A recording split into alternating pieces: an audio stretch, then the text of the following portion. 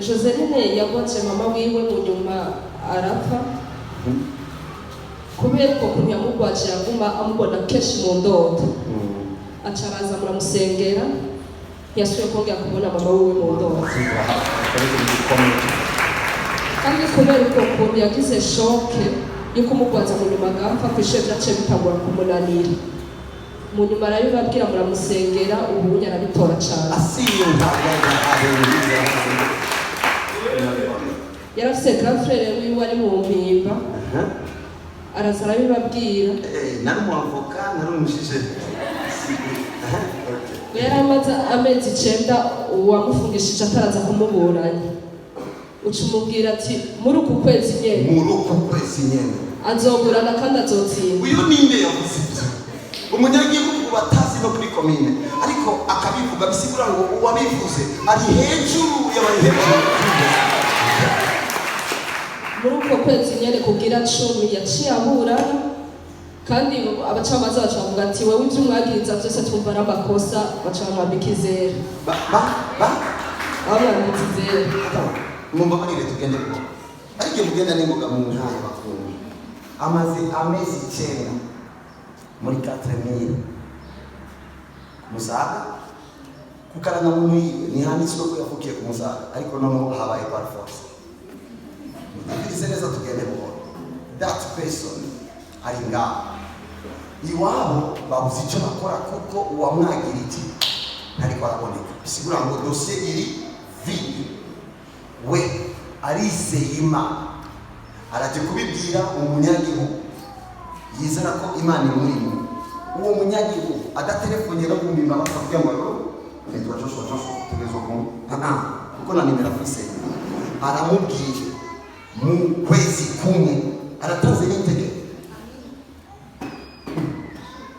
mu kwezi kumwe azoburana bisigura ngo iryo jambo riyejeje gukoranya abashije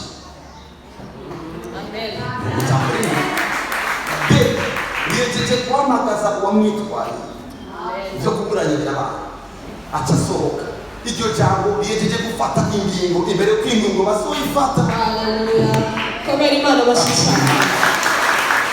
bafata ingingo ndafashe ingingo nziza ahantu hose bategeye gufata ingingo mbi kuzima uwo muntu arasohose kurizo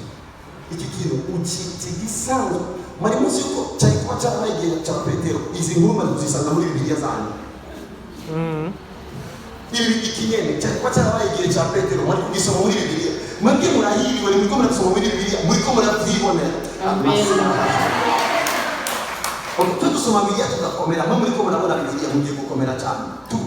amaze iminsi arota mama wiwe yapfuye bisigura ngo agenderwa n'umuzimu ahuye n'umuntu w'umunyagihugu ndiko ndagufasha kugira ngo utahure uri muri jero niyo ngomba kukonekta nawe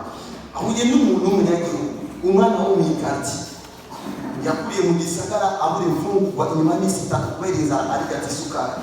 ahuye n'umunyagihugu aramubwiye ngo kuvuga nuzosubira kubona mu ndoto aharara nabuze ukuna jana niba hindukira ku kibambazi cyangwa hejuru navyozi ariko mbejeje gutegeka yuko umuzimu utamusaba ndamubwiye ngo ubwenge buragarutse